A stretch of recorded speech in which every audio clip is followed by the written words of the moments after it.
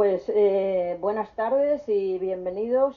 Estamos en una sesión más de las ponencias dialogadas organizadas por la Asociación Estudiantes del Mundo, que nosotros conocemos como AEM. Y estamos en el ciclo sobre las pandemias. La ponencia de esta tarde está titulada, como habréis visto en la invitación, relacionada directísimamente con las vacunas y con el virus. Y el ponente de esta tarde, que es el doctor Ignacio Moneo, nos va a hablar precisamente de inmunología, vacunas y virus. Y el doctor Moneo es inmunólogo y en su última actividad, antes de jubilarse, ha sido el jefe de servicio de inmunología del Hospital Carlos III. No voy a porque es de todos nosotros sobradamente conocida, y no por falta de méritos, sino porque quiero dedicarle, o mejor dicho, dejarle todo el tiempo que necesite para darnos la importantísima y valiosa información que nos va a dar esta tarde. El doctor Moneo, además de un científico riguroso y excelente profesional, es una semana, yo creo que superior a lo normal. Así que en tan buenas manos seguro que esta tarde aprenderemos muchísimo y además lo transmitirá, estoy segura, con la mayor precisión. A continuación nos va a marcar el moderador de esta tarde, que es el doctor Alfonso Delgado, que acostumbra a ser el moderador de nuestras ponencias. Nos va a marcar las reglas de funcionamiento de la sesión para que Ignacio pueda hacer una ponencia tranquila y sosegada, y al mismo tiempo todos los demás podamos tener la oportunidad después de resolver dudas y consultarle cualquier cosa que nos parezca interesante. Sin más, le paso la palabra a Alfonso y a continuación luego ya se la daremos a Ignacio. Muy bien, pues buenas tardes a todos y una vez más pues empezamos esta ponencia que yo creo que la va a dar el doctor Moneo en un momento álgido de la segunda ola, ¿no? Como se está produciendo no solamente aquí en España, sino también en Europa y en el mundo. Bueno, simplemente decir y recordar que para que el ancho de banda sea el máximo posible para lo que es la ponencia, pues que tengamos todos apagados el teléfono, digo el teléfono, el micrófono, pero dicho, mientras interviene el doctor. Solicitar la palabra o hacer la pregunta a través del chat interno. Mira, el chat interno está aquí, ¿vale? Entonces, la persona que quiera, digamos, no sé si lo veis, hace la pregunta, se identifica y pincha aquí y entonces refiere que la persona en concreto ha hecho una pregunta. ¿De acuerdo? Entonces, porque en esta plataforma, aquí veis aquí una mano de estar de acuerdo o este icono de pedir la palabra. No sé a quién le va a funcionar porque esto es un poco raro en lo que es esta plataforma de Google.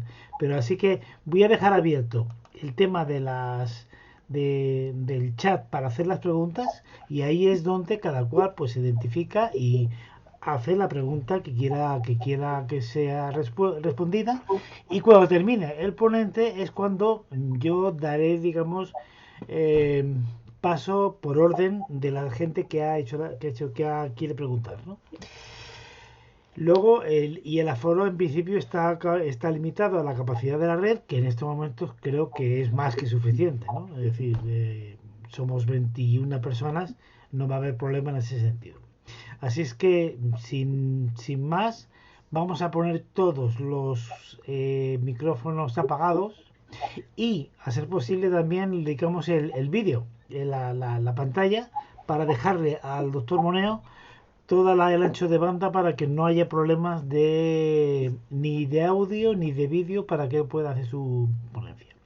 Así que yo voy a apagar el micrófono ahora y ya le cedo a él la palabra. Así que, doctor Moneo, puede usted empezar su charla. Muy bien, pues muchas gracias y vamos a empezar sin más dilación a intentar dar una idea de lo que son una de las cosas que tienen de esperanza a todo el mundo, que son las vacunas, posibles vacunas contra esta enfermedad tan terrible que estamos padeciendo y que posiblemente padezcamos durante mucho más tiempo. Voy a intentar cargar la presentación.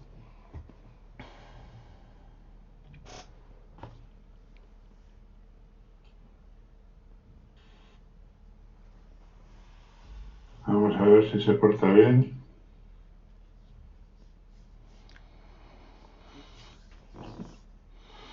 Muy bien, se veía en la pantalla.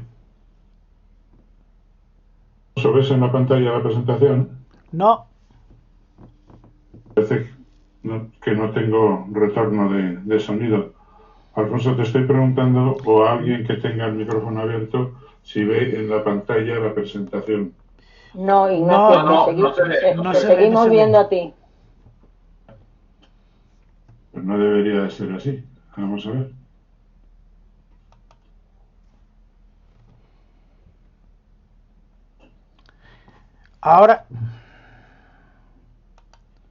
Ahora dice que estoy mal.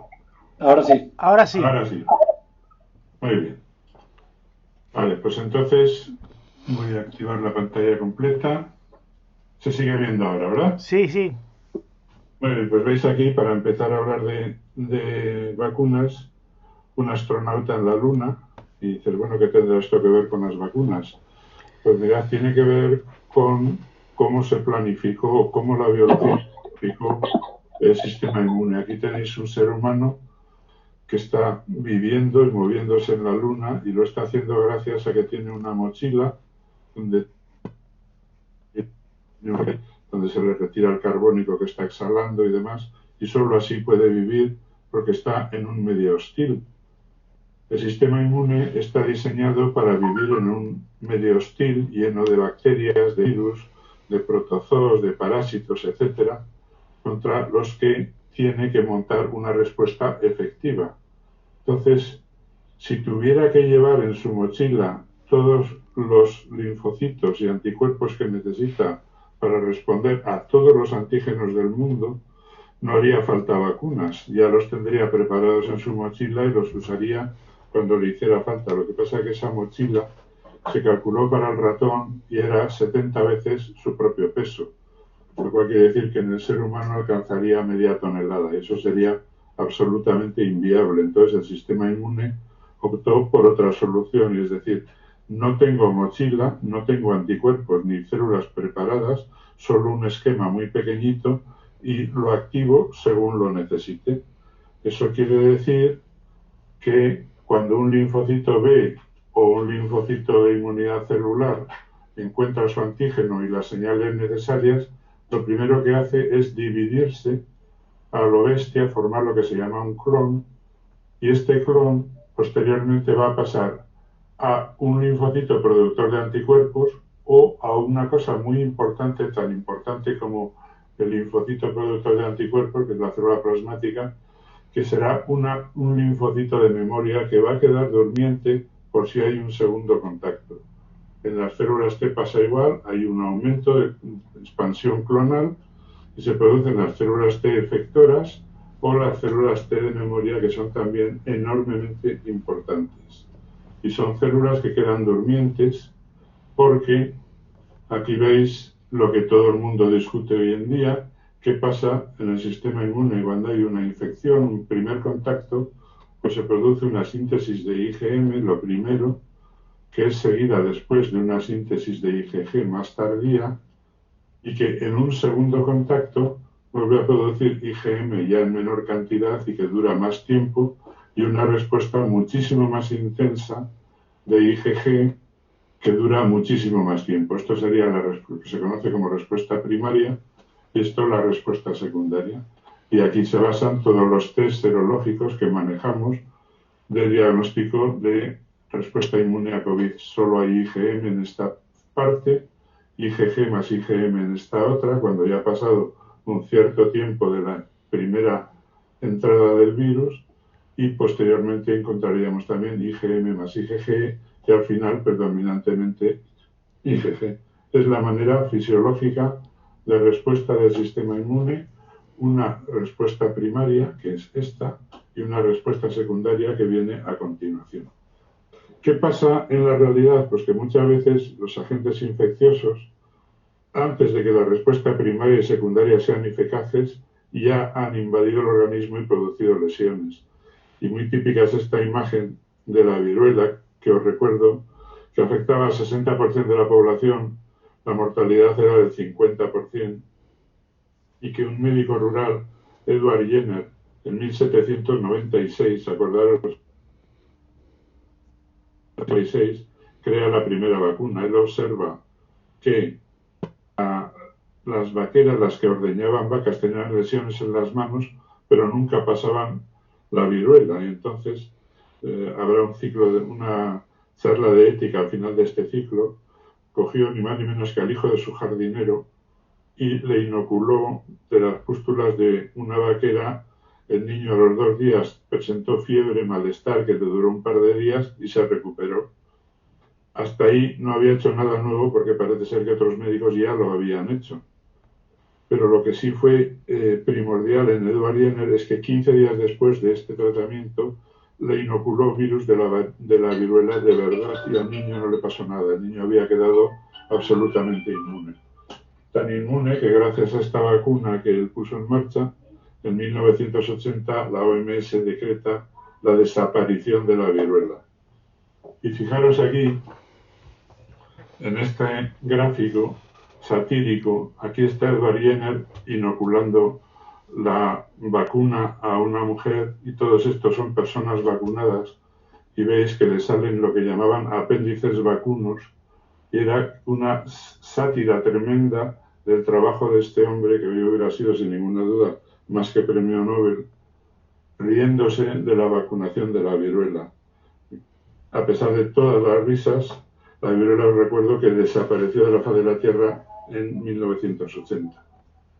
Entonces, lo triste de esto y lo que tenemos que tener muy en cuenta, acordaros que os dije 1796 empieza la vacunación, es que este gráfico lo ha hecho en las publicaciones de la Sociedad Antivacunas, año 1802. Es decir, 6 años después ya existía una sociedad con sus estatutos, con sus miembros y demás, dedicada a bajar de un burro a las vacunas. O sea que llevamos aproximadamente 218 años aguantando a estos pesados de los antivacunas con sus diferentes facetas. Una cosa importante que tenemos que saber es que si inoculamos de adyuvante sin algo que ayude, produce una síntesis de anticuerpos pequeñita que dura pocos días. Si el antígeno lo absorbemos en hidróxido de aluminio, lo que se conoce como dedo, lo que se produce es una respuesta mucho más intensa y que dura muchísimos más días. Y si el adyuvante es oleoso, es decir, una especie de mayonesa, se produce con la misma dosis de antígeno una respuesta mucho más alta y que dura muchísimo más tiempo. Y esto se aprovechó durante 100 y pico años para producir buenas respuestas en vacunación, el uso de adyuvantes. Y adyuvante es una palabra horrible porque inmediatamente saltan los antivacunas diciendo lo peligrosos que son los adyuvantes. La realidad es que todos hemos tenido vacunaciones con adyuvantes y no nos ha pasado nada. Es muy normal que en las vacunas haya un vial con el antígeno en solución o liofilizado y el adyuvante en un frasco aparte para reconstituir en el momento. Lo hacíamos con 2 jeringas y una llave de 3 pasos. En una poníamos el antígeno, en otra el adyuvante oleoso, mezclábamos con las 2 manos y cuando estaba en condiciones, una de las jeringas volcábamos todo su contenido en la otra y con esta inmunizábamos conejos o ratones o lo que hiciera falta. Y es muy normal en veterinaria, ya que incluso preparadas para su uso inmediato. Entonces, ¿qué tipos de vacunas hay en el mundo actualmente? Pues mirad, de bacterias muertas enteras, como la tosferina, fiebre tifoidea, son dos típicas bacterias vivas atenuadas, que son cepas que han pasado por medios de cultivo. La BCG de la tuberculosis son 200 y pico pases, no me acuerdo, 243 o algo así. De toxinas bacterianas purificadas, como el tétanos, de virus muertos, el típico es la polio de Salk, los hay de otros virus también. De proteínas de virus purificadas, esto ya es un salto, puesto que ya no inyectamos el virus entero, sino las proteínas que nos parecen relevantes, y uno típico es la gripe y otros muchos que hay, y de virus atenuados, como polio, que es la vacuna Sabin, el sarampión, varicela y todas las demás que queramos. Y a todas las que les he puesto asterisco usan adyuvantes y además agentes bacteriostáticos para nuestro horror, porque estos agentes bacteriostáticos también son motivo de queja y de denuncia de los antivacunas, especialmente porque uno enormemente útil y práctico es una sal orgánica de mercurio, que conoceréis igual como mertiolate o tiomersal, y ya que lleve una molécula de mercurio es algo tremendamente espantoso para nuestros amigos antivacunas. Y vamos al objetivo de esta tarde. Esta es una representación artística de un coronavirus. Entonces, ¿qué vacunas podríamos desarrollar? Pues cantidad de ellas. Podríamos matar este virus con agentes químicos o por calor o por muchos métodos y poner los virus enteros, pues estas vacunas existen. Pero esta es la proteína, esta es la espícula por donde se pega al receptor de AC2. Podríamos utilizar solo la espícula y quitamos una cantidad considerable de materia no deseable. Pues hay vacunas de este estilo, pero dado que se pega por esta parte, que es la región que acopla al receptor de la AC2, pues podríamos vacunar solo con este trozo. Y conseguiríamos un ahorro todavía mucho mayor de proteína, pero podríamos mezclar espícula con algunas otras proteínas componentes de la parte exterior del virus. Pues todas estas posibilidades existen y muchas más que no os cuento todavía. Y esta es la espícula en su representación de las cadenas de aminoácidos conocidas perfectamente y cómo se van entretejiendo en 3 dimensiones. Entonces, para recordaros un poquito, os voy a dividir cómo son las vacunas. Cogemos este virus, que en nuestro caso es un coronavirus. Y la vacunación clásica lo que haría es debilitar el virus, atenuarlo, pues como es el virus de la polio, por ejemplo, con el peligro de que pudiera revertir al original, matar el virus sin activarlo o utilizar, como os he dicho antes, por ejemplo, un ataque enzimático, conseguir solo la espícula de estos virus. Y sería una vacunación clásica. Pero existe, porque se ha incorporado todos los conocimientos científicos disponibles hasta el momento en la lucha contra este virus, y sabíamos ya mucho que se había adelantado en 2 episodios de coronavirus anteriores, el SARS y el MERS, y una enfermedad muy preocupante que apareció, que fue el ébola, si recordáis, pues ya se hicieron prototipos de vacunas más avanzados en los cuales la secuencia del virus se obtenía primero y por ingeniería genética se hacían maravillas con estas secuencias. Por ejemplo, el trozo que nos interesaba, que codificaba para la espícula, lo podemos insertar en un plásmido. Lo podemos introducir dentro de lípidos, como luego veremos, o lo podemos meter en otro virus, por ejemplo, en un adenovirus. Un adenovirus es lo que se ha sido considerados como taxis génicos, que de la misma manera que uno para ir al aeropuerto no se compra un coche, sino que coge un taxi, se monta en él, llega al aeropuerto y se baja del taxi y el taxi se despreocupa, pues a este adenovirus, que es un virus normalmente produce resfriado común y tiene cierto tropismo por la mucosa respiratoria, lo cual es muy bueno, le insertamos el ADN que nosotros queremos, lo metemos dentro del virus e infectamos con este nuevo virus. Pero lo que pasa es que no podemos dar una dosis de recuerdo, son lo que se llaman one shot, de un solo disparo, porque el organismo produce anticuerpos contra el adenovirus y debilita la eficacia de la vacuna. ¿Qué se hace entonces? Pues se inserta el mismo componente genético que queremos, por ejemplo, lo que codifique para la proteína de la espícula, en 2 adenovirus distintos. Entonces, primero vacunamos con uno, cuando pasan 3 o 4 semanas, vacunamos con el segundo adenovirus, contra el cual no había anticuerpos, se formaron contra el primero, y sería como una nueva vacunación con la misma proteína, y produce un efecto booster de recuerdo importante que aumenta la tasa de anticuerpos y la inmunidad celular. Y quiero haceros hincapié solo en lo que a mí me parece una maravilla de la tecnología moderna, que es el uso de vacunas ARN mensajeras. Este ARN mensajero que hemos producido por ingeniería genética, que nunca ha visto el virus, pero como conocemos su secuencia, lo hemos fabricado, lo envolvemos con lo que se llaman nanolípidos, y esto hace que cuando lo inyectemos se pegue a membrana, al endosoma de la célula, se libere el ARN mensajero sin haber sido producido por el núcleo de la célula no se ha enterado.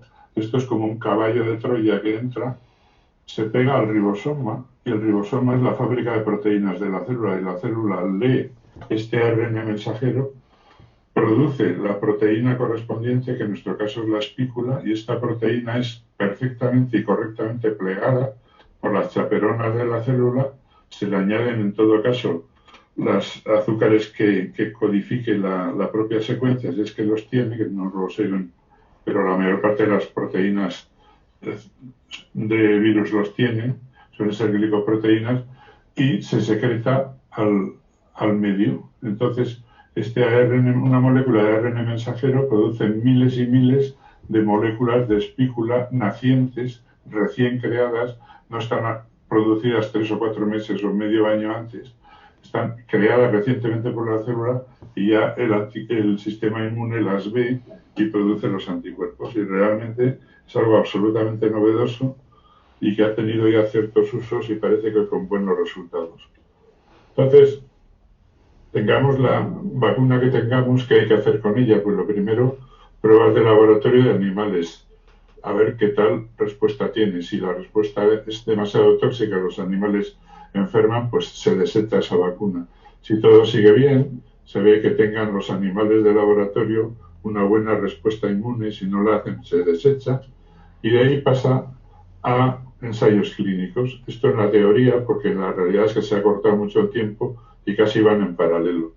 Y habéis oído hablar, seguramente, o lo oiréis, de 3 fases de los ensayos clínicos con vacunas. La primera, se utilizan unas pocas docenas de individuos, que son los que realmente se juegan el tipo, porque tienen que ver que la vacuna es inocua, que no presenta efectos adversos y que produce anticuerpos. Si eso es así, se sigue a la fase 2, donde ya se estudian centenares de individuos y donde ya se intenta ver que la respuesta es intensa y que la dosis que se está utilizando es la correcta.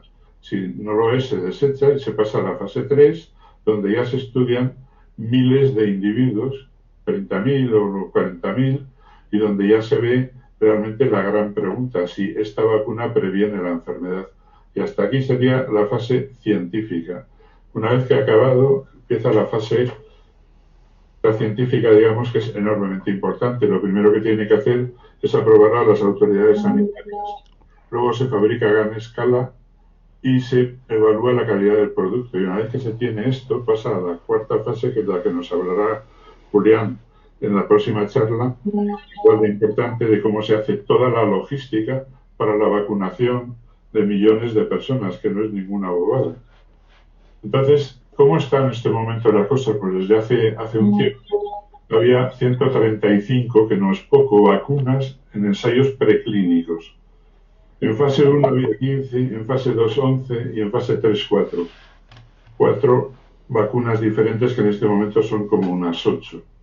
Como veis, es como una pirámide, y pocas todavía habían alcanzado la fase 3 y mucho menos ninguna todavía la fase de desarrollo comercial, me estoy refiriendo.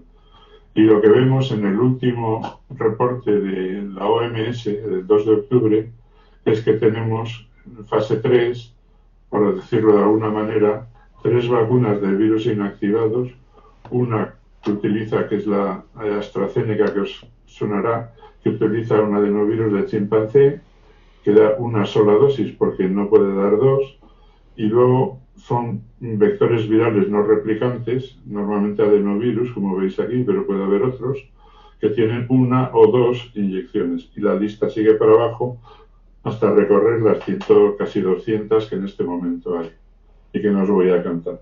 Con toda esta movida mundial, en España estamos así, que si son galgos, que si son podencos, y parece que hay 2 vacunas españolas que podrían empezar en el año 2022 a tener cierta aplicación clínica. Lo que sí hemos hecho son montones de legislaciones de que si nos podemos reunir a 6 o 7 o 5 o 10, que si la distancia es de 1,5, que si es de 2, que si la multa es de tal y de cual. Mientras tanto, pues vamos haciendo una cosa que es ir acumulando muertos uno detrás de otro y esperando a que alguien nos saque de este lío. Y esto pasa, como hablábamos previamente a la reunión, está exclusivamente en Occidente. No parece que sea el problema de Oriente o de África, donde no parece tan acuciante este tema. ¿Cómo está reaccionando el mundo? Pues mirad, la gente empieza a considerarse voluntario para ser infectado y probar la efectividad de las vacunas. Ya vale de historias y vamos a ver si de verdad yo me ofrezco voluntario a ser vacunado y a exponerme al virus. Esto es un movimiento de hace meses ya en Estados Unidos. Y hace meses también, en julio, el 16 de julio, 100 científicos de gran prestigio en Estados Unidos escriben una carta abierta a Francis Collins, que es el presidente del NIH, el director del NIH, diciéndole que haga ensayos de exposición ya, o sea, que vacune a la gente y las exponga para ver si así se acelera el posible uso de la vacuna. Y dice una cosa importante, y es, si los ensayos de exposición pueden acelerar de manera segura y efectiva el proceso de desarrollo de la vacuna, existe una presunción formidable a favor de su uso, que requeriría una justificación ética muy convincente para superarla. Yo creo que es una frase para que la tengamos en cuenta. Pero hay organizaciones como la propia OMS y la Organización Panamericana de Salud, que son grandes organizaciones, y dicen, no hay garantías de que alguna de las vacunas para COVID-19 sea efectiva. Fijaros qué frase más terrible. Es decir, todo lo que se está haciendo es posible que no sea efectivo. Es lo que quieren decir. Pues vamos a ver qué opinan, por ejemplo, los laboratorios. Y fijaros lo que hay hasta el momento, y la lista continúa por abajo y no la he querido poner para no recargaros el tema. Lo que ha hecho AstraZeneca con la Universidad de Oxford es esta vacuna que os he comentado de adenovirus de chimpancé, y se ha comprometido a tener 100 millones de dosis para el Reino Unido antes de finales de 2020. Quedan 2 meses. Con Estados Unidos 300 millones. Con el CEPI, que es un organismo multinacional para conseguir vacunas en pandemias y cosas así, se compromete a entregar 300 millones de dosis empezando antes de finales de 2020. Con la Comisión Europea tiene entregas previstas de 400 millones antes de finales de 2020. 1.000 millones de dosis sublicenciadas para países de bajos ingresos. Y la lista continúa para abajo, casi sin final, lo cual quiere decir que están absolutamente seguros de la utilidad de su vacuna, y si no, no hubieran hecho estas historias. Siempre se ha criticado por parte de mucha gente que las vacunas no van a actuar en personas mayores.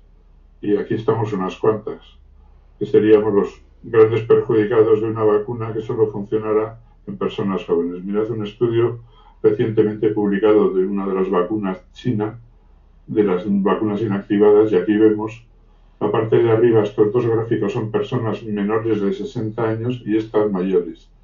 Y cuando damos 2, 4 o 8 microgramos o placebo, que es la línea azul no produce ningún resultado en producción de anticuerpos, y las otras llegan al 100%, que rápidamente, aproximadamente entre 14 y 28 días, se llega al 100% de seroconversión de producción de anticuerpos de la gente inmunizada, con independencia de la dosis. Y cuando la gente es mayor, y solo vemos las tres, porque están como superpuestas, y aquí parece que hay dos, pero están estudiadas las tres, lo que producen es una seroconversión algo más tardía, pero igual de efectiva. Y cuando vemos los títulos de anticuerpos neutralizantes que han producido, vemos que partiendo de cero, las barritas azules son los placebos de cada una de las dosis. A los 42 días y a los 32 de la inoculación hay altos títulos, tanto en personas jóvenes como en personas mayores, y esto es enormemente estimulante de que las vacunas, sin ninguna duda, van a funcionar en personas mayores, digan lo que digan la gente, porque es fácilmente medible y comprobable. Entonces, había otra serie de problemas importantes. Se esperaba un gran desastre tras la vacunación, que no ha ocurrido. Riesgo de aparición de enfermedades poco frecuentes. Se ha hablado de algún caso de mielitis. Falta de eficacia, incluso de efectos secundarios en enfermos por COVID y otra serie larga de efectos adversos posibles de estas vacunas. Pero la realidad es que llevan los chinos, por ejemplo, cientos de miles de seres humanos vacunados sin efectos secundarios graves. Y nos miran los occidentales con una mezcla como de estupor y yo creo que un poquito de desdén, pero diciendo, ¿esta gente a qué está jugando? Si nosotros estamos vacunando ya prácticamente en dispensación libre, y otro tanto hacen los rusos, que para colmo de males, y como siempre con sus gotitas de corrupción, pues han inmunizado no solo voluntarios, sino a gente de alto poder adquisitivo, gente relevante y demás, y la tienen ya dispuesta para el libre uso en hospitales. Una de ellas ya acaban de autorizar la segunda.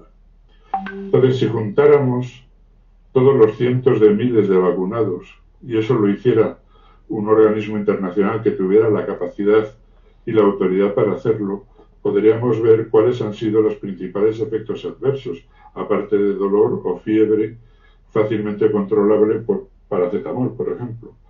Y sería una especie de metaanálisis poco correcto, pero que nos ayudaría a ver que realmente la vacunación no está produciendo los efectos graves que se vaticinaban. Veros cómo va en esta diapositiva Moderna con su vacuna de ARN, CanSino, que es una china con una inactivada, y poco a poco, desde abril hasta prácticamente septiembre, diferentes laboratorios han ido vacunando y dando ya sus primeras dosis a voluntarios, con mucho retraso algunos de ellos, y algunos de ellos no han empezado y otros no empezarán hasta el año 2022, pero poco a poco se han ido incorporando las vacunas al campo de la clínica a estudiar a voluntarios. Os he hablado antes de cierta corrupción, y también hay otro mal uso de las vacunas, clarísimo, que es el uso político. Aquí tenemos una noticia que aparece en prensa del ministro de Salud de Emiratos Árabes vacunándose con una vacuna china y proclamándolo a todo el mundo con su fotografía mientras se vacuna. Esto es un efecto típico de uso político de una vacuna que no debería ocurrir. Y no digamos con la gran ayuda del pueblo ruso Venezuela, que ha salido en todas las revistas y televisiones del mundo, los rusos ayudando y bajando vacunas de un avión para Venezuela, cuando realmente lo que tiene que reconocer Maduro luego no es que iban a vacunar al pueblo de Venezuela, es que iban a probar en Venezuela su vacuna, lo mismo que van a hacer los chinos y que van a hacer los cubanos, y probablemente con el fin de ver si son efectivas o no, ya sobre un campo de trabajo real. Entonces, aquí hay una falsa noticia, porque también los bulos llegan a la prensa, de que la vacuna de Moderna recibe la autorización de la Unión Europea para su comercialización, y no es verdad. Lo que recibió fue la autorización para que presentara la documentación para ser aprobada por la Unión Europea, que no es lo mismo. Sí. Pero sí está claro que ya tiene, por ejemplo, en fase 3, 22.194, a fecha 15 de octubre de 2020, personas vacunadas, dosis ya de uso clínico, que están siendo controladas y que ya pasan de 20.000 individuos, ya seguramente son bastantes más. Entonces, mis conclusiones, que son absolutamente mías y que no tienen por qué ser compartidas, es la que la eficacia de los anticuerpos ya está demostrada, y por una serie de de laboratorios que están produciendo anticuerpos monoclonales humanos, que serían el equivalente de la gamaglobulina antitetánica para el tratamiento y la profilaxis de tétanos, pues aquí producirlo para el COVID. Entonces, si estos son efectivos, prueba que los anticuerpos son neutralizantes y que pueden luchar contra la infección. Y esta diapositiva está hecha antes de que a un presidente de un país conocido, que es Estados Unidos, se le aplicaran 8,5 gramos de anticuerpos monoclonales. 8,5 gramos no dicen nada, pero cuando uno coge un bolígrafo y un papel, equivalen a haberle administrado posiblemente alrededor de 500 litros de sangre de un individuo hiperinmune. Con estos 8,5 gramos, Remdesivir y un poco de desametasona, en 3 días estaba en la calle el presidente de los Estados Unidos.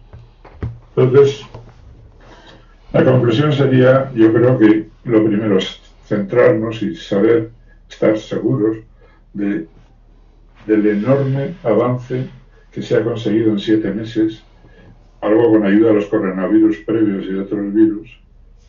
La nueva normalidad a la que tenemos que acostumbrarnos en este país es lo único que aporta como solución una sociedad atrasada, inculta o mal informada y cobarde. Está repasando estas 3 palabras y creo que no las retiro.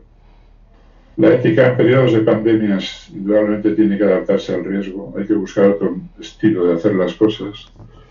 Y fijaros que yo creo que sería la frase central de mi charla, que debe asumirse personalmente el riesgo de vacunarse o no. Cada uno es muy libre de hacerlo, pero colectivamente como sociedad debemos de poder elegir, o elegimos que sí o que no, y se nos tiene que dejar elegir sí o no. Lo que no se puede hacer es lo que ya se hizo hace unos años, por ejemplo, prohibir vacunas, y la gente iba a Portugal y Andorra a buscarlas. Entonces, siendo decididos, tendríamos que pensar que hay que vacunar a grupos prácticamente excluidos, como siempre, de todos los ensayos clínicos, que son los niños, los mayores de 55 años y las mujeres embarazadas. Pues habría que probarla en niños, en mayores de 55 años, que ya hemos visto que responden, y en mujeres embarazadas, porque también hay que protegerlos. Indudablemente tenemos que tener muy claro que los antivacunas están ahí, y solo yo creo que con una postura decidida y valiente y voluntaria podemos salir de esta pandemia y desde luego de las próximas que vendrán. Y finalmente solo quiero enseñaros esto, que es de un gran artículo de los mecanismos inmunes en coronavirus publicado en Nature, en Nature, que es una de las revistas más prestigiosas de medicina, y está dando cómo va a ser la vacunación de la humanidad. Y va a haber un paradigma para la vacunación en la pandemia y un uso ya racional de la vacuna. Entonces, en un primer momento se vacunará a trabajadores sanitarios, a individuos con patologías previas y minorías étnicas, y queda demostrado que tienen una especial susceptibilidad, cosa que no conozco que sea el caso todavía. Entonces, ¿con qué se va a vacunar? Pues con alguna vacuna que esté realmente validada y sacada de estas últimas que ya se encuentran prácticamente en uso comercial, sin pedirle mucho más. Entonces, en un segundo caso, ¿a quién se va a vacunar? Pues a los expuestos al SARS, que podrían ser no solo los sanitarios, sino muchas otras profesiones que tienen una cierta exposición, y aquellos cuya respuesta inmune ha sido evanescente, se ha ido debilitando. Entonces, aquellos individuos que tuvieron una infección, por ejemplo, pero que rápidamente perdieron la inmunidad, pero otros aquellos que fueron vacunados con una vacuna, y esta puede ser otra, y que hayan ido perdiendo muy rápidamente su inmunidad. Entonces, esto sería un segundo paso, y quedaría el tercer paso, que sería la vacunación en masa, nacional, continental y global. Entonces, para este caso, ya tendríamos vacunas de una segunda generación, posiblemente que todavía no están en gran avance en su desarrollo clínico, o que incluso están todavía en el trabajo de laboratorio, que seguramente son mucho más potentes, mucho más eficaces, y que conseguirán dar el relevo a estas primeras vacunas. Pero estamos hablando de un panorama, así como en la primera fase sería de 1 a 2 años, estamos hablando de 10 a 15 años para conseguir acabar con esta pandemia. Y esto parece un panorama bastante desolador, pero posiblemente acabar con los últimos focos de una enfermedad pandémica en 10 o 15 años a base de vacunación sea incluso un gran éxito, y no cabe duda que todo lo que conozcamos nos tendrá preparados científicamente en cuanto a desarrollo logístico y demás para una siguiente pandemia que viniera, aunque tengamos que cambiar muchas de las cosas que nos vamos a tener que ver todavía obligados a cambiar. Y por mi parte esto sería todo, y si hay alguna pregunta que pueda contestar, pues lo haré con muchísimo gusto. Bueno, pues entonces ahora comenzamos el turno de preguntas. A ver quién se anima.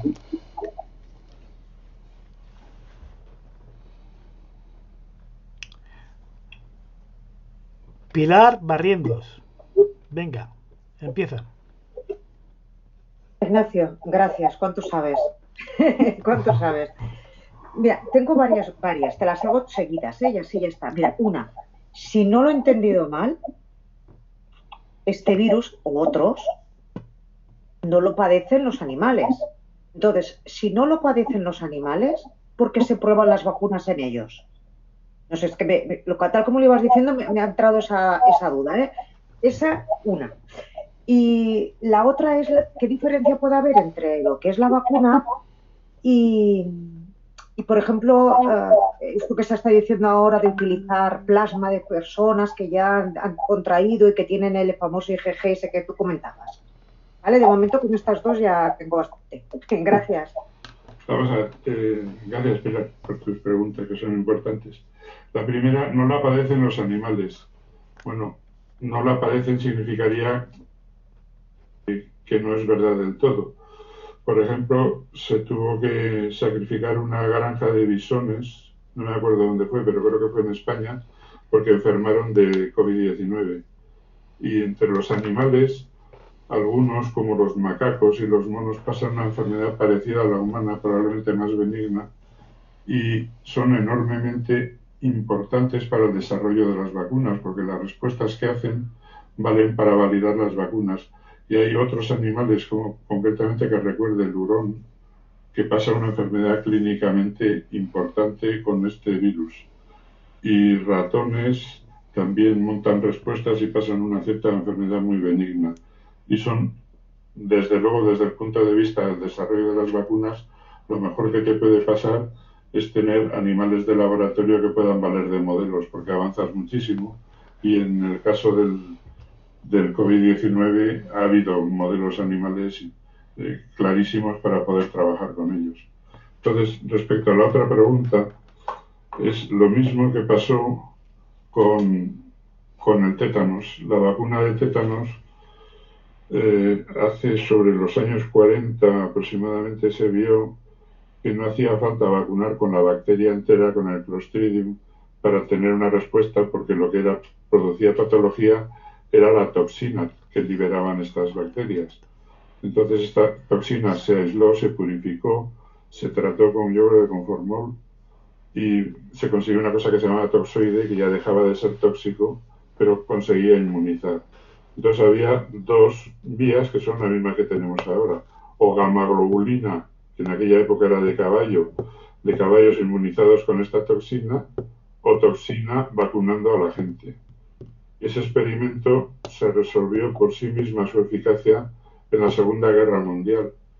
Los americanos y los alemanes tuvieron aproximadamente el mismo despliegue de tropas, los alemanes en el frente del este y los americanos en la Guerra del Pacífico. Los alemanes no vacunaban de tétanos y los americanos sí. Los alemanes tuvieron alrededor de 15.000 muertos en la campaña del este por tétanos, porque daban gamma-globulina de caballo, y los americanos 15 muertos, que correspondían aproximadamente, seguramente, a inmunodeficientes que, habiendo sido vacunados, no habían reaccionado. Y eso demostró que la vacuna era muy superior, aparte de mucho más barata, que la administración de gamma-globulina. Lo que se está haciendo ahora no tiene parangón, que contra COVID se han sacado anticuerpos humanos de células humanas que se han inmortalizado en reactores de cultivo y están produciendo anticuerpos monoclonales contra la zona de unión de la espícula con el receptor de AC2 de la célula y la bloquean. Y además lo que le han puesto al presidente son 2 anticuerpos que no compiten entre sí, sino que tapan 2 zonas de esa espícula, con lo cual el virus queda absolutamente inutilizado y no puede infectar. Y el resultado, que se lo tenían callado posiblemente porque está en un ensayo clínico, debía de ser tan bueno que no dudaron en romper el ensayo clínico y administrárselo al presidente de Estados Unidos porque estaba en una situación clínicamente comprometida. Y la verdad es que con el tratamiento consiguieron que en 3 días de haber necesitado 2 veces oxígeno estuviera en su casa. Lo cual quiere decir que la recuperación fue asombrosa, pero esos reactivos, estas gamma-globulinas son caras, son muy caras y de disponibilidad limitada. No podríamos usarlas en miles de personas. Una a las 11 y otra a las 7 de la tarde. Bien, a ver, el siguiente es Juan Martínez Hernández. Si puedes hacer la pregunta. Buenas tardes, muchas gracias Ignacio y enhorabuena por la charla, hemos aprendido un montón. Bueno, efectivamente yo pienso igual que tú, que los chinos deben de estar absolutamente perplejos y no pueden dar crédito a lo que ven en Occidente, ¿no? Por toda la conducta general de abordaje de la crisis y también por las vacunas. En concreto yo creo que su apuesta por tener vacuna inactivada de virus entero muerto, pues es algo absolutamente razonable. Y lo que me parece irracional es que no se haya producido ni planteado esta vacuna en ningún país occidental. Vamos, yo pienso con toda seguridad que esta es la vacuna que salvará a África, es la vacuna inactivada, porque efectivamente la siguiente generación de vacunas, que todavía no está ni iniciando su camino, de los grandes laboratorios, ¿no? Como GSK está preparando su vacuna, pero no para el 21, sino para el 22, con vacuna que solo contiene antígeno S, proteína S, y adyuvante, el adyuvante que usan ellos habitualmente para sus vacunas de la gripe, exclusivamente. El antígeno lo producen en células de tabaco, si no recuerdo mal, células vegetales recombinantes. Entonces, esas eran las grandes vacunas del 2022. Yo lo que te quería preguntar es, aparte de coincidir contigo, como ves en todo, es ¿qué opinión te merece el hecho de que las vacunas veterinarias para uso en animales de granja frente al coronavirus prácticamente se han desechado porque no tenían efectividad? Y hay muchas enfermedades animales por coronavirus, como sabéis. Entonces la cuestión es que yo creo que por ahí va el tema de la OPS, ¿no? Que se piensa que igual la inmunidad es muy evanescente o incluso aunque haya buenos anticuerpos circulantes, pues tampoco resulten tan eficaces en la práctica a la hora de bloquear la entrada del virus. ¿Cómo lo ves tú? ¿Qué opinas? Pues muchas gracias por tu pregunta y por estar aquí, Juan. Para los que no lo conozcáis, Juan es una auténtica autoridad en epidemiología, en enfermedades infecciosas, ha sido director general de Salud Pública de Madrid y es muy buen amigo mío además. Pues mira, los veterinarios, yo no quería litigar con casi compañeros, siempre han dicho que la vacuna contra el coronavirus no existirá. Entonces, lo que han presentado en Lancet, que yo he aprovechado para presentar, de la síntesis de anticuerpos con una vacuna de virus inactivada, es obvio que funciona. Pero hay muchos aspectos de las vacunas que no se podían ni plantear hace unos años. O sea, que tú pudieras vacunar con una espícula no era imaginable, pero que pudieras vacunar con una parte de la espícula, que es justo la zona que se une al receptor de AC2, eso nadie lo hubiera podido diseñar y esas vacunas en animales no han existido. Pero lo que está detrás de lo que yo estoy hablando de las nuevas vacunas que todavía no están desarrolladas es que lo mismo o más importante incluso parece en coronavirus que la producción de anticuerpos es la inmunidad celular y cómo estimulan la inmunidad celular las diferentes vacunas todavía no está muy bien conocido. Y sí se sabe, por ejemplo, algunas cosas que son enormemente importantes. Si tú vacunas con hidróxido de aluminio, que es la vacuna tradicional de tétanos de toda la vida y posiblemente las que estén usando veterinarios, o oleosas, puedes llevarte la respuesta inmune hacia el compartimento TH2, que es lo que se espera de una buena vacunación en hidróxido de aluminio. Con una excesiva viraje hacia TH2, lo que puede pasar es que aparezca un ADE, que son las siglas en inglés, de un aumento de enfermedad dependiente de anticuerpos, con lo cual se estropea, no solo es que no protejas, sino que produce una enfermedad acelerada, que es lo que yo creo que los veterinarios dicen que podría pasar. Pero eso podría pasar hace 5 o 10 años. En este momento hay métodos para, incluso vacunando con hidróxido de aluminio, derivar respuesta hacia TH1, con lo cual ese fenómeno no aparece. Y lo mismo que estamos hablando de inmunidad celular, y perdonar por el rollo, hay todavía aspectos no conocidos de las vacunas, que es la inmunidad innata y la inmunidad local. Las vacunas que aparecerán dentro de posiblemente poco no van a ser inyectables, van a ser de aplicación local, por ejemplo por inhalación o por depósito en la mucosa nasal, donde van a empezar a proteger desde la propia mucosa. Que la vacuna de polio de virus vivo era mejor que la de virus muertos, porque la de virus muertos se inoculaba por inyección y la de virus vivo sensibilizaba y producía respuesta en mucosas. Entonces, ahí se están descubriendo afortunadamente cosas impensables, como es un aumento cuando se utiliza este tipo de vacunas de la respuesta inmune innata, algo que ya existe antes de la producción de anticuerpos y que es enormemente eficaz y que el virus intenta disminuir y apagar para poder replicarse en su primera entrada. Pues esas vacunas aumentan esta respuesta previa, con lo cual el individuo está como presensibilizado. Y luego hay cosas importantísimas como la existencia, por ejemplo, de macrófagos pulmonares de memoria, que están en pulmón residentes ahí como durmientes, que ya están activados esperando, tras una vacunación correcta por vía de mucosas, que entrara el virus. Y un tercer aspecto importantísimo es que no habría que pinchar a la gente. La gente no se desmayaría porque le apliques en la nariz un par de gotas o le hagas inhalar un aerosol con virus vacunal.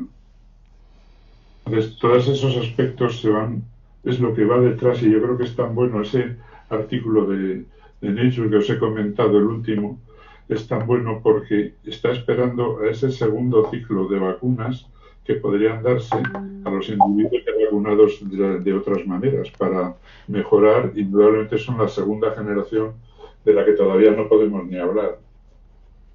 Pero nos queda en el armario muchísimo por avanzar. O sea, la cantidad de vacunas en desarrollo pues son del orden de 150 por lo menos, o una cosa así.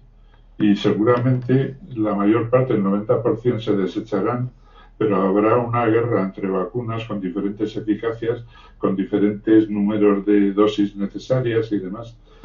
Eso no lo tenemos todavía ni previsto. Bien, a ver, ¿hay alguien más? Porque si no te quiero yo hacer una pregunta. A ver, en todo desarrollo de un fármaco o de un tratamiento existe la fase, digamos, de investigación y desarrollo, cuya conclusión es la eficacia experimental en ese caso de la vacuna. Pero luego está lo que es la efectividad, que es la aplicación de ese tratamiento en la población.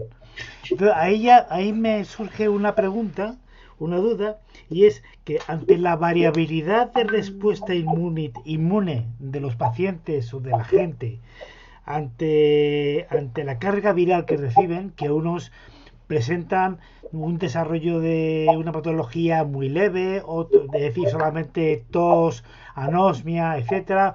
Otros avanzan hacia lo que es una patología ya respiratoria, otros hacia una sepsis y otro hacia un fracaso sistémico que genera la muerte y la coagulación intravascular disseminada.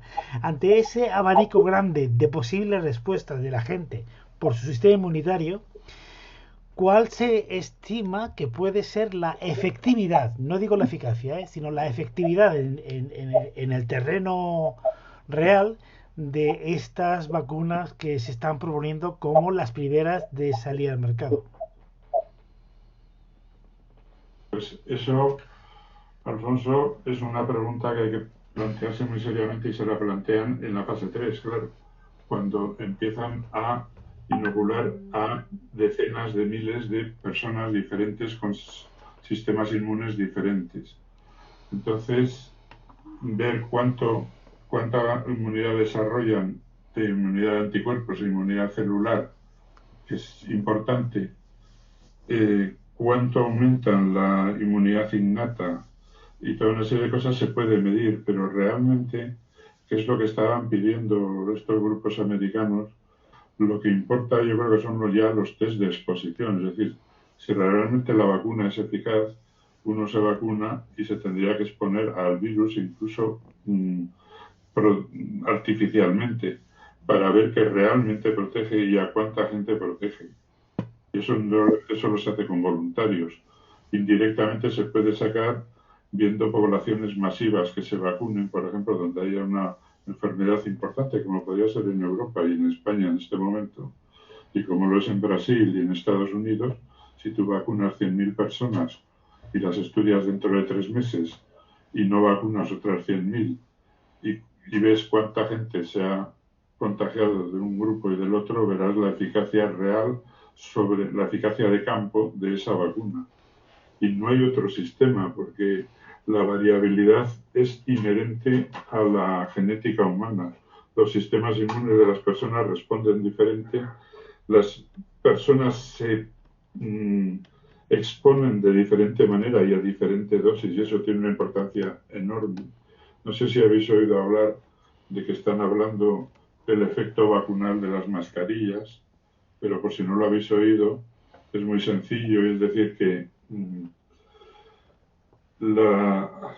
se llama variolización y era lo que se hacía en viruela, lo que hacían los turcos, que era inyectar pústula de viruela bajo la piel en individuos, realmente eran individuas porque eran mujeres, y un porcentaje de ellas importante hacía una especie de enfermedad rara, pero no se moría ni pasaba la viruela, porque el virus se había metido por otra vía, tardaba unos ciertos días en organizarse, daba tiempo a hacer una respuesta, y entonces estas personas salvaban la vida, y los turcos lo hacían porque eran esclavas europeas que si pasaban la viruela perdían dinero y las tenían que o se morían o las tenían que vender mucho más baratas.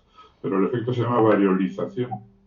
Y dicen que las mascarillas actúan igual, porque al proteger y servir de filtro, te puedes llegar a inhalar una dosis mínima de virus que necesita más días para empezar a ser importante y producir enfermedad, y en esos pocos días que se ganan, puede el sistema inmune montar una respuesta eficaz y posiblemente está conduciendo a velocidades de propagación más bajas. Todo esto es una hipótesis y es difícil de comprobar, pero realmente solo creo que se pueda medir la eficacia de las vacunas por su propio efecto, es decir, en el campo de batalla contra el virus y viendo que realmente protegen. Todo lo demás son casi artefactos de laboratorio o cosas que nos llevan indirectamente a pensar que esa vacuna realmente va a proteger.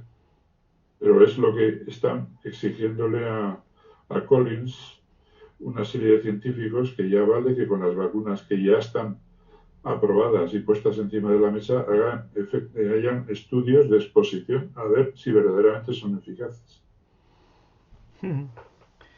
Muy bien, pues no hay nadie más que quiera hacer una pregunta.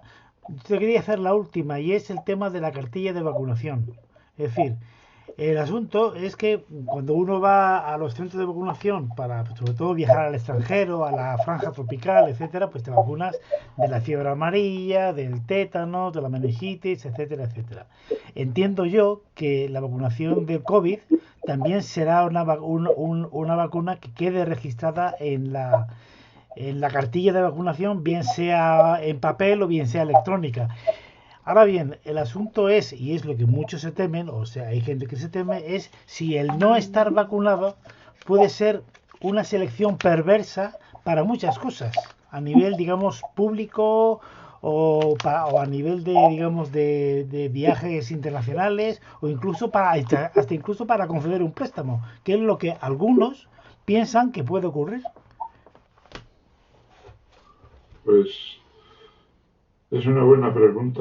Vamos a ver, sobre una vacuna con una efectividad clara demostrable, que todavía no ha llegado el momento porque no se ha podido probar aún, pero supongamos que la tengamos dentro de 3 meses o cuando sea posible.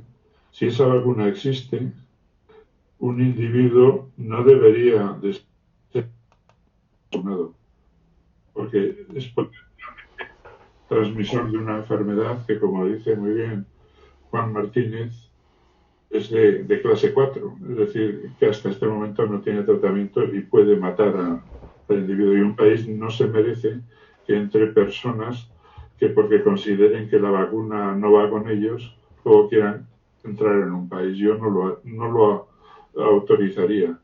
Entonces, será como entrar en un país con fiebre amarilla si no estás vacunado. Pues probablemente te digan que no entras. Y que yo creo que la lógica impone que la protección se amplíe todo lo que se pueda razonablemente y se convenza a las personas. Pero es la típica pregunta de, por ejemplo, un niño vacunado debería de ser admitido o no en un colegio o en un club o cosas de estas. Y todo va a depender, desde mi punto de vista, de si verdaderamente la vacuna es eficaz y si tiene pocos efectos secundarios. Muy bien. Lo va a decir, no lo va a contestar nada más que el tiempo. Muy bien. Pues sí, Juanjo Pelayo quiere hacer una pregunta. Juanjo. Sí, Alfonso, no, la he escrito en el chat. La pregunta, Ignacio, antes has comentado que nos faltaba ser valientes. ¿Puede darnos algunas pistas de algunas medidas que tú considerarías valientes? Imagínate que eres en una sola persona, en fin, el ministro de Sanidad y el experto Simón. Eso es una pregunta que pasa del terreno de la ciencia al de la fantasía. No merece ser contestada porque no voy a ser ni siquiera.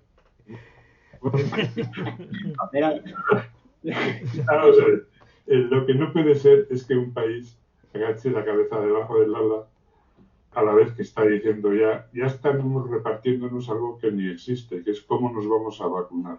Y hay grandes discusiones. Pues espera un momento, que la vacuna primero hay que demostrarla, y hay que demostrarla sobre el campo de batalla. Entonces, para eso se necesita gente que esté dispuesta a vacunarse y, si hace falta, dispuesta a exponerse al virus. Y esos son voluntarios normalmente.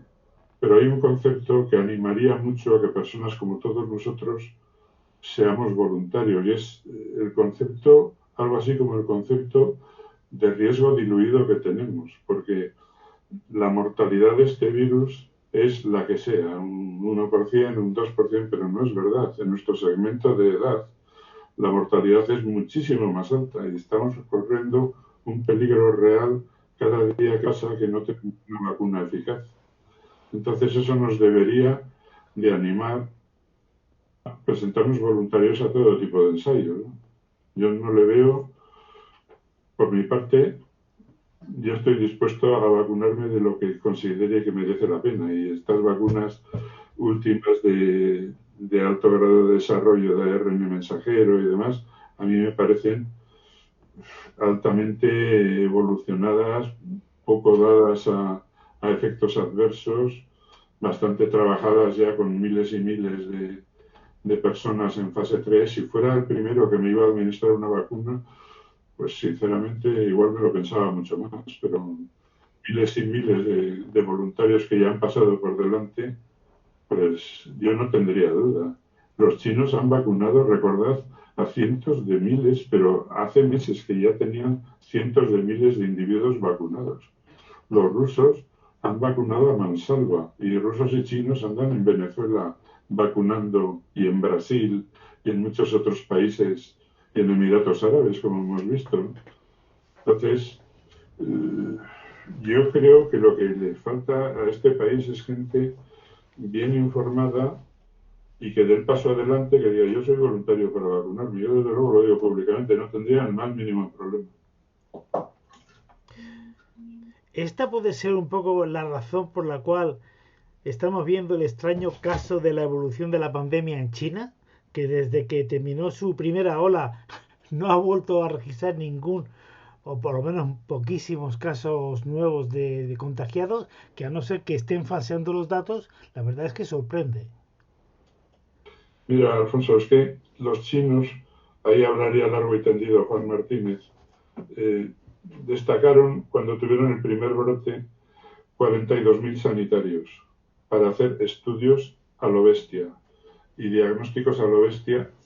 Confinaron a la gente, pero de verdad, con soldados por la calle, cerrando los portales, con comisarios en cada puerta de comunidad, y fueron estudiando, por supuesto, al individuo que cogían positivo lo confinaban y lo organizaron su hospital de pandemia, donde no mezclaron enfermos de otros estilos, ni circuitos, ni cosas raras, y acabaron con el brote. Pero una vez que acabaron con el brote, han surgido pequeños brotes en algún lado que siempre han sido casos importados, aparentemente, pero es que su control de aduanas es férreo. Es decir, tú no entras en China si no están absolutamente seguros de que tú no tienes coronavirus. Lo que no es asumible es que un país no controle sus fronteras. Entonces, si estás luchando contra un coronavirus, gastando un dineral y te están entrando por todos los lados personas infectadas y no los controlas, estás perdiendo tiempo y estás perdiendo dinero. Yo creo que lo que han hecho los chinos, conociendo su mentalidad poco, pero algo quizá, es que lo que han vacunado son zonas críticas de su sociedad. Por ejemplo, han debido vacunar al ejército, a la policía, posiblemente a muchos sanitarios, de tal manera que si hubiera un desastre, que ya se encargarán de que no lo haya, tengan personal suficiente para que la sociedad continúe, cosa que nosotros no lo tendríamos tan claro. Yo no sé si Juan quiere hacer algún comentario. Bueno, estupendo, la verdad que totalmente de acuerdo, hombre, sin duda, ¿no? Ellos han controlado muy bien su primer brote o gran brote y después han prevenido las reintroducciones, que es lo que había que haber hecho aquí en junio. Aquí ha habido dos momentos claves, ¿no?, de minusvalorar o de infravalorar la epidemia, que fueron enero y febrero. Se perdieron completamente meses ahí vitales, y después lo más dramático de todo es que se volvió a hacer lo mismo en junio y julio. En junio recuerdo que había 9 casos por 100.000 en la Comunidad de Madrid. Esos son 90 casos por millón. Esos son unos 600 casos cada 14 días. Si la Comunidad de Madrid no es capaz de controlar 600 casos en 14 días, pues ¿cómo va a poder controlar ahora unas incidencias de 300 o 400 casos por 100.000? Como recordaréis todos, los responsables del ramo en el Ministerio decían que no era segunda ola, ¿no? Lo decían en junio y en julio. Y todos asistimos impávidos a cómo se duplicaban semanalmente las incidencias de casos hasta que finalmente pues reventó todo ya en septiembre y llevamos ya más de 5.000 muertos en la segunda oleada. Es decir, que yo creo que peor no se puede hacer, por resumir. Y creo que efectivamente, como tú muy bien dices, los chinos están dedicando los esfuerzos a donde hay que dedicarlos, ¿no? Proteger infraestructuras críticas, personal crítico, prevenir reintroducciones y, por supuesto, no han cometido también la torpeza, que yo estimo que lo es, ¿no?, de poner todos los huevos en la misma cesta con vacunas tecnológicas nuevas que no habían sido ensayadas, porque las vacunas con vectores virales seguramente serán muy buenas, pero nunca se habían ensayado a gran escala. Entonces ellos mantienen las dos líneas, la del vector viral, que han elegido un adenovirus humano, como tú has comentado, pero al mismo tiempo mantienen la otra vía de los virus inactivados, que es la vacuna clásica, que además se puede producir por mucho menos de $1, seguramente la dosis, y por si acaso, pues no pierden esa otra oportunidad, ¿no? Nos están dando lecciones no solamente los chinos, porque al fin y al cabo, como país no democrático y tal, pues siempre podemos ponerle objeciones, pero vamos, en Corea o en Nueva Zelanda, pues se están haciendo cosas muy parecidas. Y, por ejemplo, Taiwán, que es una isla enemiga de China continental, aunque está ahora bajo la influencia de China, o bajo el poder de China, pero es un país democrático. Taiwán es un lugar, pues como Hong Kong, igual que nosotros, y han tenido, pues no recuerdo mal, algo así como 200 casos en total de COVID, porque ellos recordaban muy bien la epidemia del SARS, que fue horripilante, y que todos los que estuvimos en el Carlos III también recordamos muy bien, ¿verdad, Ignacio? Sí, efectivamente. Julián, ¿tú qué opinas? ¿Y a oírnos? Sí que os oigo, lo que estoy es a la vez entre frentes. Estamos ahí declarando casos y por tanto os he escuchado muy parcialmente. ¿Qué me quería preguntar, Ignacio? ¿Qué opinaba respecto a lo que hablaba Juan? Sí. Pero le he escuchado mal. ¿De qué cosa en particular? Es lo que me quería preguntar. Concretamente, porque lo preguntaba Alfonso, ¿por qué China ha controlado tan bien y no tiene casos, si era por vacunación o por las medidas que tomó, y nosotros y otra serie de países somos un desastre? Sí, yo lo que he escuchado, un trocito que he podido escuchar mientras estaba pidiendo PCRs al laboratorio y priorizando cosas, sobre todo de personal propio, para intentar que no las mandemos al Carlos III, porque ya el volumen que tenemos es tal que no tenemos capacidad para hacerlo aquí las PCR y tampoco tenemos stock, porque los laboratorios ya nos están sirviendo muy poco. Yo opino igual que él, ¿no? Ahí estabais hablando, yo creo que habéis cruzado conversación, tú, Ignacio, y Juan, al respecto de un verdadero, bueno, confinamiento, que a mí la palabra, pues la verdad que me gusta bastante poco, ¿no? No creo que debiera utilizarse así, en hospital de pandemia y además hecho de una forma seria, ¿no? Y después la vacunación, como estabais diciendo, en personal esencial o en sectores muy específicos de la población. El aislamiento se está haciendo fatal, la gente se salta las cuarentenas, la gente se salta los aislamientos, la gente no entiende por qué ahora son 10 días cuando el periodo de incubación son 14 días. Bueno, es normal ya que nadie crea en nada o en casi nada, y yo creo que ese es el éxito de los chinos. Nosotros hicimos una cosa, este viernes llevamos una comunicación al Congreso Virtual de la Sociedad Española de Epidemiología y han seleccionado la estrategia que diseñamos desde mi servicio para la contención domiciliaria del brote en marzo, y la verdad que el éxito fue un éxito, a ver, no solo por la estrategia, sino porque también tuvimos la suerte de que en ese momento se declaró el estado de alarma y a su vez también, claro, eso supuso en Ceuta cortar las comunicaciones marítimas con Algeciras, cortar el helicóptero a Málaga y Algeciras y el cierre de la frontera que ya Marruecos se había adelantado una semana antes, ¿no?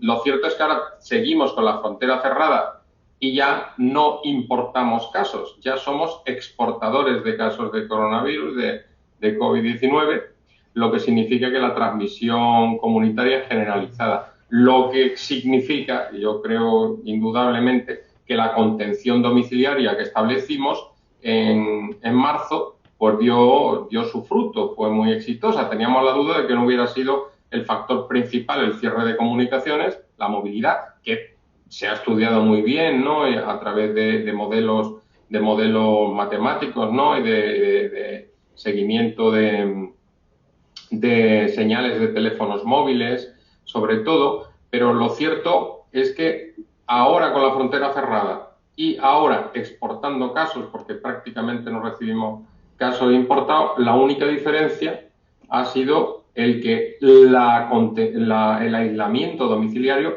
fue muy, vamos, no permitimos más que los 14 días se hicieran de una forma muy seria, la gente estaba muy asustada en ese momento.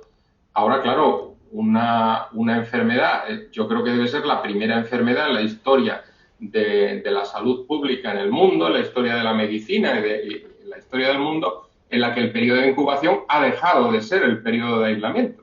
O sea, ¿por qué son 10 días? Porque solo son un 5%. Bueno, pues ya tenemos aquí, mirad, yo llevo aquí apuntado, llevo ya los pacientes que vamos descubriendo que aparecen con síntomas después de los 10 días. Bueno, pues y esos pacientes a su vez ya han salido a la calle, ya han estado trabajando. En definitiva, los chinos publicaron en el Journal de la American Medical Association, publicaron en abril, precisamente lo que nosotros hicimos en marzo. No lo sabíamos, pero ellos lo habían hecho en febrero, habían hecho en febrero, al final de su curva, tuvieron un pequeño repunte, ¿no? Y ahí, pues, decidieron trabajar con voluntarios comunitarios y con también enfermeros, médicos, bueno, personal sanitario y voluntarios comunitarios, que se dedicaban a ir domicilio por domicilio para estar asegurando los aislamientos y analizando las cuarentenas. Claro, eso fue lo que nosotros hicimos a mitad de marzo, justo cuando nos llegaron los 10 o 12 primeros casos, que eran sobre todo estudiantes que venían de Madrid, de Granada, de Sevilla y algunos profesionales militares, policías y tal, que habían ido a hacer cursos o actividades que fueren.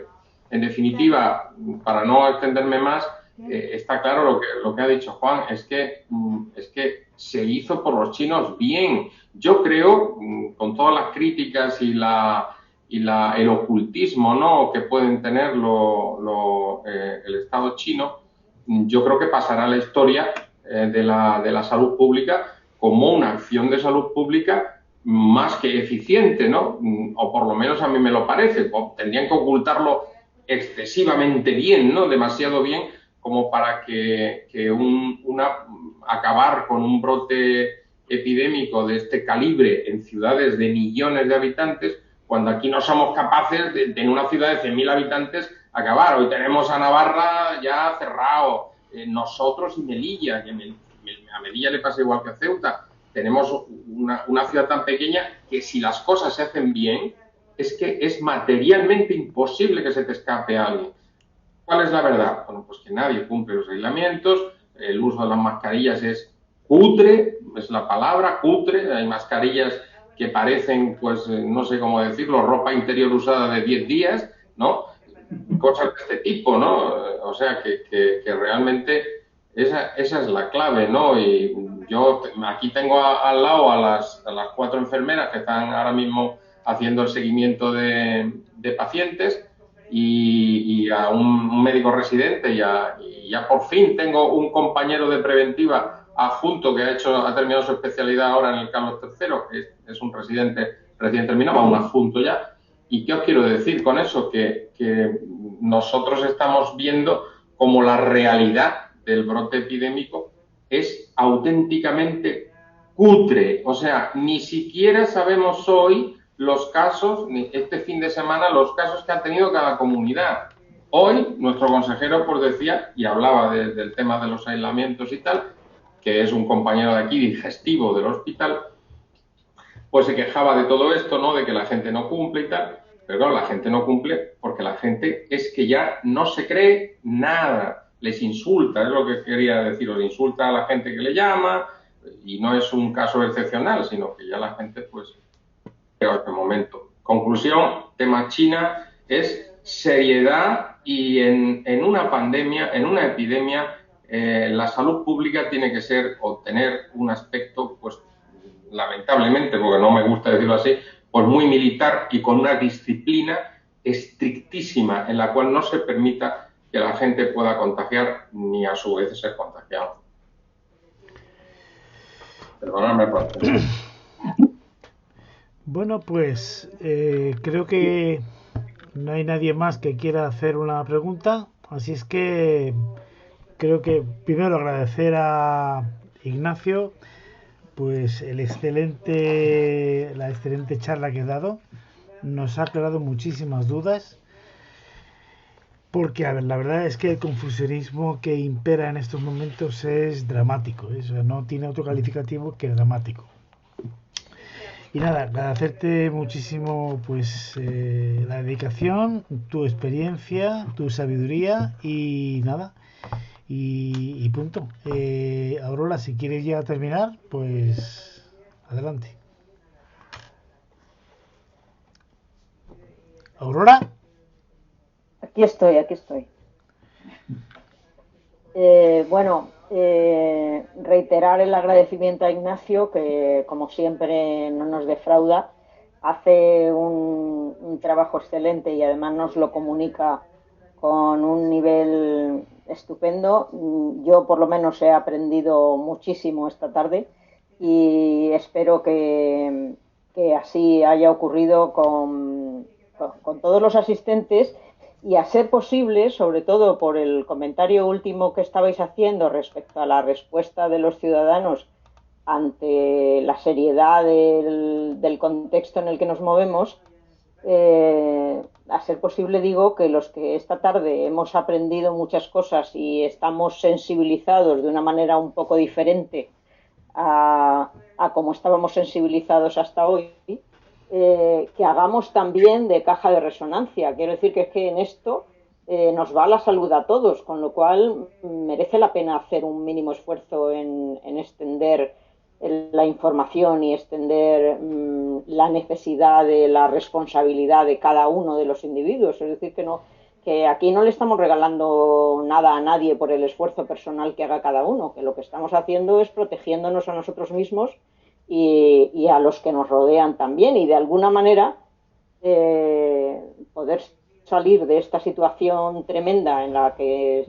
estamos metidos pues a la mayor brevedad posible, que de acuerdo con la información que habéis manejado esta tarde, la verdad es que no veo el horizonte muy cercano. Es decir, que nos queda confinamiento, enfermedad, contagio y fallecimientos para un buen rato.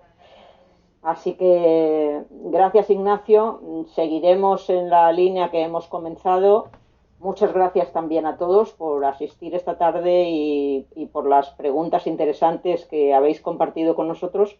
Y esperamos tener la oportunidad de poder continuar con estas ponencias, que la siguiente será dentro de 15 días. Os convoco ya, aunque os enviaremos la invitación.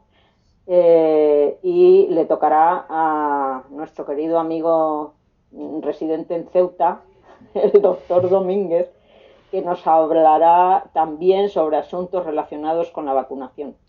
Así que nada, muchas gracias a todos y que paséis una buena semana y hasta dentro de 15 días. Hasta luego. Muy bien. Enhorabuena, Ignacio. Muchas gracias, adiós. Gracias.